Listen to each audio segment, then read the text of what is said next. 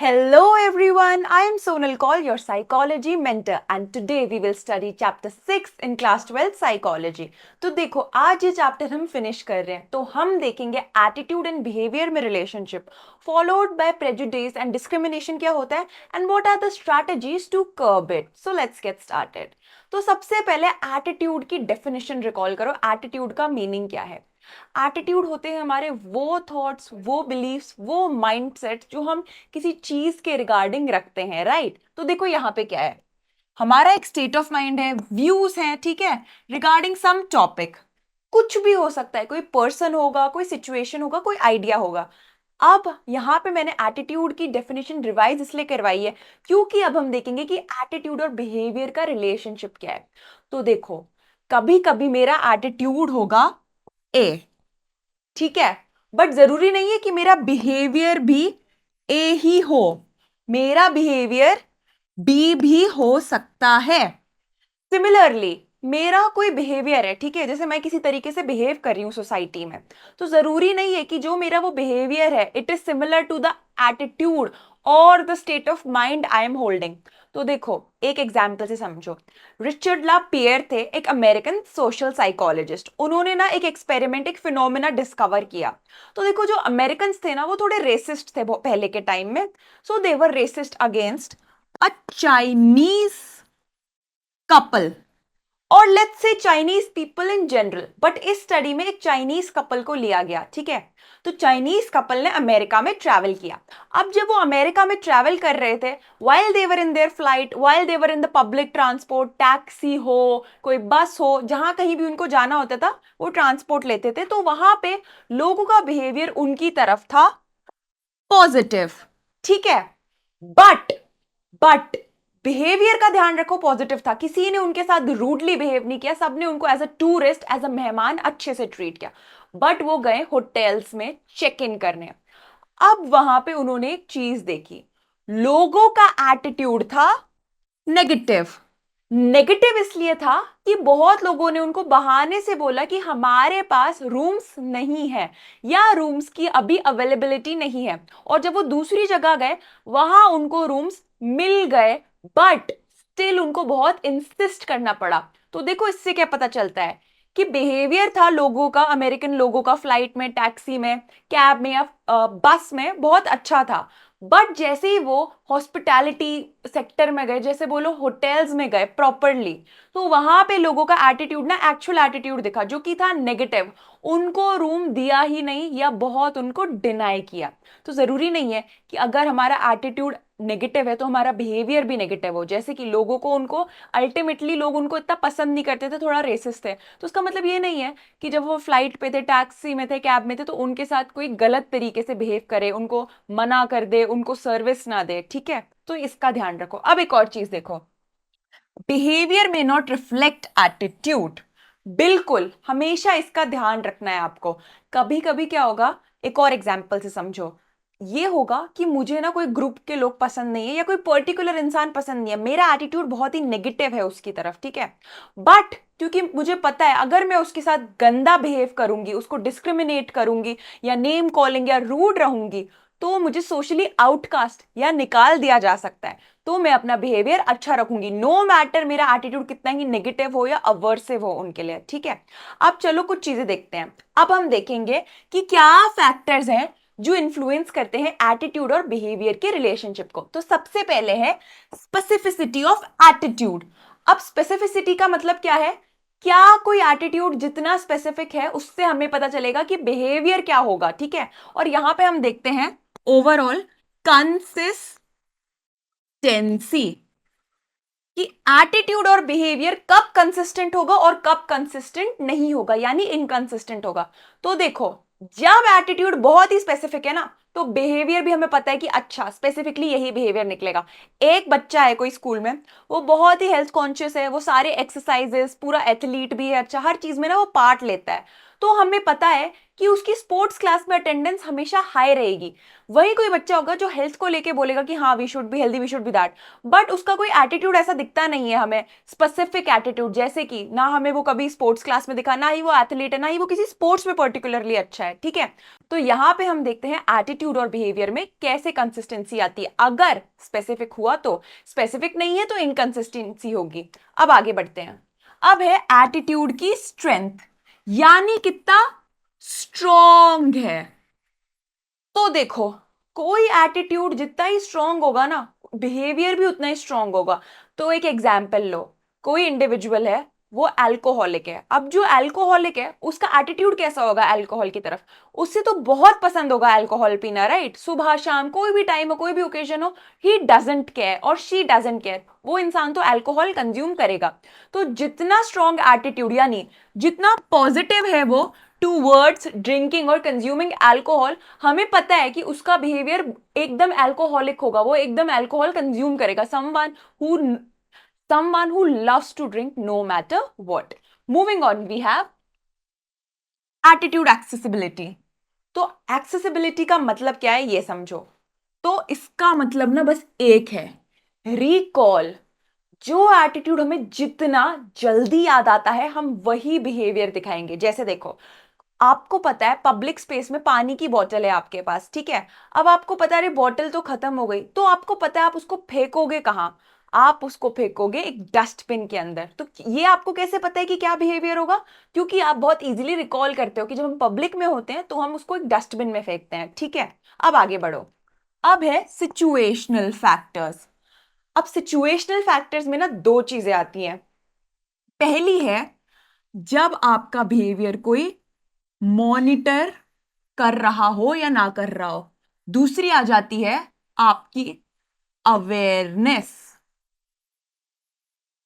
तो देखो, कभी कभी ऐसी सिचुएशंस होती है जहां पे इंडिविजुअल को उसका एटीट्यूड चाहे कैसा भी हो, ठीक है, उसको बट बिहेव एक सर्टेन मैनर में करना पड़ेगा, क्योंकि उसको पता है उसका बिहेवियर ना मॉनिटर हो रहा है। Now let's see what we have here. In social situations behaviour में be influenced by norms rather than personal attitude. बिल्कुल, उसे पता है कि मॉनिटर हो रहा हूं, और कुछ नॉर्म्स है जो कि अनसेट रूल्स है कि ऐसे ही बिहेव करना है। जैसे कि एक कोई इंसान है, ठीक है, उसको क्लेनलीनेस की और उसका एटीट्यूड पॉजिटिव नहीं है, बट उसे पता है कि वो लिटर नहीं कर सकता, तो वो लिटर नहीं करेगा, यानी वो कचरा पब्लिकली नहीं फैलाएगा, ठीक है। तो इस चीज का ध्यान रखो कि कंसिस्टेंसी इनकंसिस्टेंसी सिचुएशनल फैक्टर्स से भी डिटरमाइन होती है। कि अगर मुझे पता है कि लिटर नहीं करना चाहिए, ठीक है, तो मैं लिटर नहीं करूंगी। बट वहां पे अगर कोई ऐसे फैक्टर्स है, लाइक मुझे कोई फर्क नहीं है कि मैं तो लिटर भी कर सकती हूँ, बट अगर वहां पे कोई ऐसे सिचुएशनल फैक्टर्स है, मुझे अगर मॉनिटर या इवेल्युएट किया जा रहा है, तो मैं नॉर्म के अकॉर्डिंग बिहेव करूंगी, ठीक है। इस चीज का ध्यान रखो। Moving on, we have social norms. अब देखो, सोशल नॉर्म्स का क्या रोल आ जाता है? Positive consequences. अब आप सोच रहे होंगे ये पॉजिटिव कॉन्सिक्वेंसेस किस चीज के? तो देखो, हम एक सोसाइटी में होते हैं, ठीक है, उस सोसाइटी में हमारे कुछ पर्सनल कल्चरल या एथनिक ग्रुप्स होते हैं जहां पे ना हमें कुछ सिखाया जाता है कि देखो ऐसे करो वैसे करो, हम इस टाइम पे पूजा करते हैं, हम ब्रश करते हैं, हम प्रेयर करते हैं, कुछ भी जो भी ऐसी छोटी चीजें होती है ना वो। Now let's see what we have here. Social norms override personal attitudes. बिल्कुल, कोई इंडिविजुअल है, वो ना पूजा करने में उसको कोई इंटरेस्ट नहीं है, बट उसके कम्युनिटी में बहुत ही रिलीजियस एटीट्यूड है, यानी पॉजिटिव स्ट्रॉन्ग एटीट्यूड है टुवर्ड्स वर्शिपिंग। तो नो मैटर व्हाट उसको नहीं भी करनी है पूजा, जब वो उस कम्युनिटी में है, उस सोशल सेटिंग में है, वहां पे उसे पूजा करनी पड़ेगी सबके साथ, ठीक है। अब देखो क्या है हमारे पास। अब है हमारे पास प्रेजुडिस एंड डिस्क्रिमिनेशन। अब देखो, लोगों का ना सोसाइटी में बहुत कभी कभी नेगेटिव बिहेवियर होता है एंड एटीट्यूड होता है नेगेटिव, जिसकी वजह से वो नेगेटिवली भी बिहेव करते हैं लोगों के साथ, ठीक है। तो अब जब वो लोग ऐसा करते हैं, उस फिनोमेना को हम प्रेजुडिस और डिस्क्रिमिनेशन में समझेंगे सोशल साइकोलॉजी में। तो देखो, प्रेजुडिस क्या होता है? आप सबको पता है एटीट्यूड एक स्टेट ऑफ माइंड होता है, वैसे ही प्रेजुडिस होता है एक negative state of mind towards a person, a group और एन आइडिया, कुछ भी हो सकता है, मतलब आपका ना एक नेगेटिव एटीट्यूड है। अब आपको पता है कि जब हमारा नेगेटिव एटीट्यूड होता है तो एटीट्यूड के तीन कंपोनेंट्स होते हैं, A B C. Right, affective, behavioural और कॉग्निटिव और कॉग्निटिव। तो सेम वे प्रेजुडिस के भी वो 3 कंपोनेंट्स है, उन्हें देखो। तो जब कॉग्निटिव होता है उसे स्टीरियोटाइप कहते हैं, ठीक है। अब देखो स्टीरियोटाइप क्या होता है, एक ओवर सिंप्लीफाइड बिलीफ, जैसे कि इस कम्युनिटी के सारे लोग चोर होते हैं, दे आर थीव्स और रॉबर्स, ठीक है। ये एक थॉट प्रोसेस बना लिया। अब एक होता है उसका एफेक्टिव, यानी डिसलाइक। एफेक्टिव का मतलब मैंने आपको हमेशा बताया, जहां एफेक्ट है यानी इमोशन, तो इमोशनली वो उसको डिसलाइक करते हैं या हेट करते हैं कि no, we dislike, we strongly harbour negative feelings towards this group. And उसका फाइनल एक बिहेवियरल कंपोनेंट भी होगा उस प्रेजुडिस का, यानी लोग सामने वाले के साथ रूडली बिहेव करेंगे, डिस्क्रिमिनेशन करेंगे, ठीक है। तो यही थे प्रेजुडिस के 3 कंपोनेंट्स। अब ना डिस्क्रिमिनेशन को देखते हैं थोड़ा अच्छे से। तो देखो, बिहेवियरल एक्सप्रेशन ऑफ प्रेजुडिस, ये मैंने आपको जस्ट अभी बताया कि एबीसी कंपोनेंट हर एटीट्यूड के होते हैं, प्रेजुडिस एक नेगेटिव एटीट्यूड है अपने आप में, और उसका बिहेवियरल कंपोनेंट होता है डिस्क्रिमिनेशन। अब देखो, डिस्क्रिमिनेशन एक बहुत ही बुरी बात है जो हमारी सोसाइटी में होती है। होता क्या है, कास्ट के बेसिस पे, रेस के बेसिस पे, क्लास यानी क्या मनी ग्रुप है, इनके बेसिस पे बहुत ज्यादा डिस्क्रिमिनेशन होती ही रहती है, राइट। तो अब एक चीज समझो, ये एक अनफेयर ट्रीटमेंट है, ठीक है। और मैंने आपको बता दिया किस बेसिस पे होता है, कास्ट, क्लास, रेस। अब आगे देखो हमारे पास क्या है, अब है हमारे पास कि क्या सोर्सेस हैं इस प्रेजुडिस के। जब प्रेजुडिस होगा तो ध्यान में रखो, उसका एक जो बिहेवियरल मैनिफेस्टेशन होगा वो डिस्क्रिमिनेशन होगा। तो prejudice will lead to discrimination in some or the other sense. तो ओवरऑल प्रेजुडिस और डिस्क्रिमिनेशन के सोर्सेस क्या हैं, अब हम उन्हें अच्छे से देखेंगे एक एक करके। तो सबसे पहले है हमारे पास लर्निंग। तो देखो लर्निंग में क्या होता है, आप या तो एसोसिएशन थ्रू क्लासिकल कंडीशनिंग, या रिवॉर्ड पनिशमेंट होगा ऑपरेंट, ठीक है। या आपने देखा बचपन से पेरेंट्स ने ऐसे बिहेव किया है, ये एटीट्यूड रखा है, तो मुझे भी यही माइंडसेट या एटीट्यूड रखना है और ऐसे ही बिहेव करना है पर्टिकुलर लोगों के साथ, ठीक है। अभी लर्न कैसे होता है, बचपन में प्राइमरी केयर गिवर्स या पेरेंट्स, ठीक है, फिर बड़े होके स्कूल टीचर्स, फिर जो वो खुद अपने फ्रेंड ग्रुप्स बनाता है। तो यहां से इंसान प्रेजुडिस्ड हो जाता है, ठीक है। कहीं से उसने सीख लिया कि अरे ये कास्ट या ये क्लास के लोग अच्छे नहीं है, तो हमें इनके साथ अच्छे से बिहेव नहीं करना, एक नेगेटिव माइंडसेट रखना है, ठीक है। दूसरा है हमारे पास personal experiences.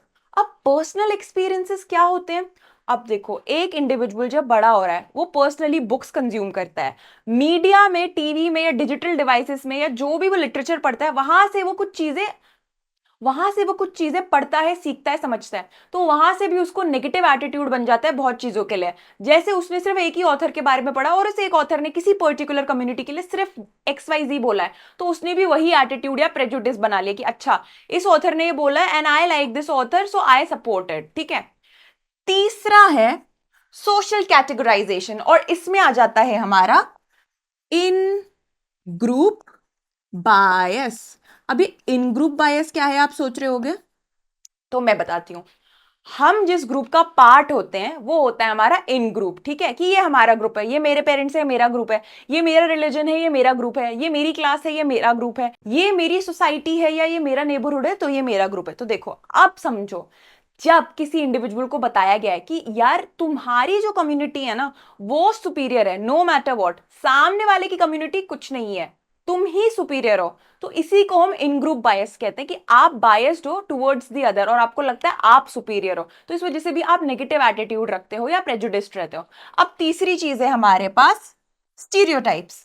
Now, what are stereotypes? I told you earlier, stereotypes होते हैं ओवर सिंप्लीफाइड बिलीव्स कि ये कम्युनिटी के लोग तो चोर हैं, they are robbers, they are thief, ठीक है। ये एक नेगेटिव बिलीफ होता है और ये कोई एविडेंस पे बेस्ड नहीं होता, ये बस सिंपली ना जजमेंट के थ्रू आपने बना लिया कि अच्छा सब बोल रहे हैं तो अच्छा ठीक है, जजमेंट आई, सबने जज किया, ठीक है। अब देखो हमारे पास है स्केप गोटिंग। अब स्केप गोटिंग को ये भी कह सकते हैं, हिंदी में आपने सुना होगा बलि का बकरा बना देना, सेम चीज होती है यहां पे। तो देखो जो सुपीरियर या पावरफुल ग्रुप होगा सोसाइटी में या इंडिविजुअल होगा, वो इंफीरियर ग्रुप या जो माइनॉरिटी होगी ना उसको ब्लेम करेगा सारे प्रॉब्लम्स के लिए, चाहे वो उसके पर्सनल प्रॉब्लम्स हो, सोशल प्रॉब्लम्स हो या इकोनॉमिक प्रॉब्लम्स हो। अब जो यहाँ पे हमारा माइनॉरिटी ग्रुप होता है ना, उसके पास रिसोर्सेज है, ना ही उसके पास वॉइस है कि वो बोले कि नहीं मैं गलत नहीं हूं। उस पर बस ब्लेम डाल दिया जाता है ब्लेटेंटली कि you are wrong, you are causing problems for us and the society in general. तो यहां से भी प्रेजुडिस एमिनेट होता है। इसके बाद है हमारे पास kernel of truth. Now kernel of truth जो कॉन्सेप्ट है ये कहता है कि अच्छा सबने बोला है कि ये लोग चोर हैं, रॉबर्स हैं, तो कुछ ना कुछ ट्रूथ होगा, there might be some truth to it. ठीक है, तो यही कर्नल ऑफ ट्रूथ कॉन्सेप्ट कहता है, यहीं से नेगेटिव एटीट्यूड या प्रेजुडिस स्टेम होता है। Then we have self fulfilling prophecy. तो देखो सेल्फ फुलफिलिंग प्रोफेसी क्या कहती है। सेल्फ फुलफिलिंग प्रोफेसी ये कहती है कोई ग्रुप है या कोई इंडिविजुअल है जिसको डे वन से बोला गया है you are negative, you are negative, you are causing misery, you are causing harm, you are the cause of all problems. तो वो क्या करता है, इस चीज को इंटरनलाइज यानी कहीं ना कहीं मानने लग जाता है। एंड जब वो उसको मानने लग जाता है ना, तो वो उन्हीं जजमेंट्स को प्रूव करने के लिए वैसे ही बिहेव करने लग जाता है। तो उसी को सेल्फ फुलफिलिंग प्रोफेसी कहती है। किसी बच्चे को बचपन से बोला कि तुम ना किसी लायक नहीं हो, तुम कुछ भी कर लो लाइफ में, तुम अचीव नहीं कर सकते, तो उसने ना बचपन में फॉर्मेटिव ईयर्स होते उसको लगा कि अरे किसी बड़े ने बोला है, किसी सुपीरियर ने बोला है, तो कुछ तो मतलब इसका मीनिंग होगा। तो उसने कहीं ना मानने लग गया कि हाँ कुछ भी हो जाए मैं तो कुछ नहीं कर सकता। तो उसने फिर पढ़ना लिखना छोड़ दिया। वो चाहे कोशिश भी करता था, उसकी मोटिवेशन नहीं थी। क्यों? क्योंकि उसने स्टार्ट कर दी सेल्फ फुलफिलिंग प्रोफेसी। ठीक है, अब है हमारे पास कुछ स्ट्रैटेजीज। और स्ट्रैटेजीज क्या है कि हम प्रेजुडिस को कैसे हैंडल कर सकते हैं। तो सबसे पहले हमारे पास एजुकेशन और अवेयरनेस। बिल्कुल, अक्सर प्रेजुडिस और डिस्क्रिमिनेशन वहां स्टेम होता है जहां पे लोगों के पास ना अवेयरनेस या प्रॉपर एजुकेशन नहीं होती। किसी ने उनको बोल दिया सालों पहले कि अरे ये कम्युनिटी के लोग रॉबर्स हैं, थीफ है, चोर है, तो उन्होंने मान लिया। ये वो लोग होते हैं जो एजुकेटेड नहीं थे, जिन्होंने कोई साइंटिफिक या लॉजिकल प्रूफ नहीं देखा कि अच्छा इस कम्युनिटी के लोग चोर थे। तो हम उनको जाके अवेयर करवा सकते हैं कि देखो ये रिपोर्ट्स हैं, ठीक है, ये गवर्नमेंट के रिपोर्ट्स है, इस कम्युनिटी के लोग तो चोर नहीं है, देखो कौन सी कम्युनिटी के लोग सबसे ज्यादा चोरी करते हैं। गवर्नमेंट डेटा उनको दिखा सकते हैं अवेयर करने के लिए। दूसरी चीज है हमारे पास इंटर ग्रुप कॉन्टैक्ट। अब देखो बहुत लोगों के प्रेजुडिस ऐसे होते हैं कि उन्होंने ना बस सुना है कि ये लोग बकवास हैं, ये लोग बेकार हैं, इनसे दूर रहना है, ठीक है, बट उन्होंने एक्चुअल में उन लोगों से कभी कांटेक्ट नहीं किया। जब तक आप किसी से मिलोगे नहीं, how can you say that they are bad. So इसीलिए हम करवाते हैं इंटर ग्रुप कॉन्टैक्ट, जिससे कि equal status and cooperative settings में हो पाए ये। ठीक है, ऐसा ना हो कि हम बोल दे कि अरे तुम सुपीरियर हो और तुम नीचे हो तो तुम ऐसे मिलो, नहीं, उनको एकदम इक्वल फील करवा के मिलाना है। Then there is recategorisation. अब देखो रिकैटेगोराइजेशन में क्या होता है। रिकैटेगोराइजेशन में हम लोगों को इंकरेज करते हैं तो think of others as part of this larger common world. ठीक है, जैसे हम लोग बोलते हैं वसुदेव कुटुंबकम, which means the world is my family. तो सिमिलरली हमने यहां पे लोगों को बोला कि हम सब ना एक फैमिली है, हम एक लार्जर इकोसिस्टम का पार्ट है, हम सब उसी इकोसिस्टम के मेंबर्स हैं, हम लोग अलग नहीं है। ठीक है, तो यहां से भी प्रेजुडिस एंड बायसेस खत्म होते हैं। Then we have legislation.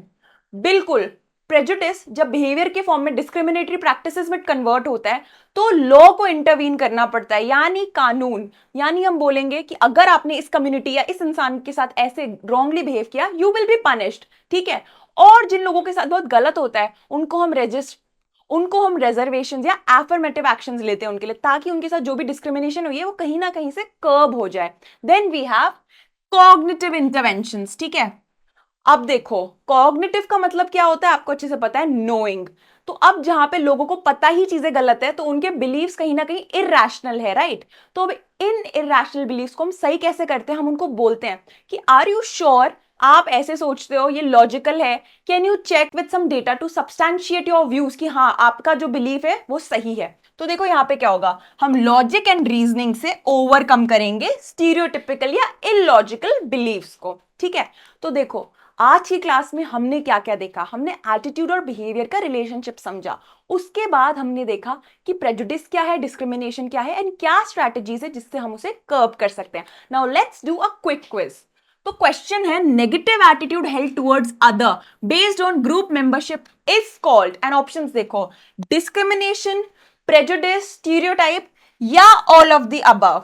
देखो बहुत सिंपल क्वेश्चन है, जहां आप देख रहे हो नेगेटिव एटीट्यूड वहां आंख बंद करके आपको बी प्रेजुडिस को चूज करना है, क्योंकि प्रेजुडिस ही एक नेगेटिव एटीट्यूड होता है, ना ही वो कोई बिहेवियर है, ना ही वो कोई थिंकिंग है, वो एक नेगेटिव एटीट्यूड है, ठीक है, इस चीज का ध्यान रखो। Moving on, we have when the group behaves in a manner that justifies the prejudice, it's called self-fulfilling prophecy. Is it true, is it false? थोड़ी देर पहले ही हमने पढ़ा है, और जिसको भी याद है उसको पता है कि आंसर है हमारा ए, ट्रू। बिल्कुल, सेल्फ फुलफिलिंग प्रोफेसी क्या है, आप उसी वे में बिहेव करोगे कि जो जस्टिफाई करेगा कि जो आपको लेबल किया गया है, तो इस चीज का ध्यान रखना। एग्जाम में ना ऐसे क्वेश्चंस आते ही आते हैं, आपसे स्ट्रैटेजीज पूछ लेगा, ठीक है, आपसे बोल देगा सोर्सेस क्या है प्रेजुडिस के, एक क्वेश्चन बना के दे देगा 4 मार्क्स का, 3 मार्क्स का, डिपेंडिंग कि उसको कितने सोर्सेस चाहिए, ठीक है। तो ऐसे क्वेश्चन का एग्जाम पॉइंट ऑफ व्यू से बहुत ध्यान रखना है। So that was all for today's class. I will see you in the next chapter.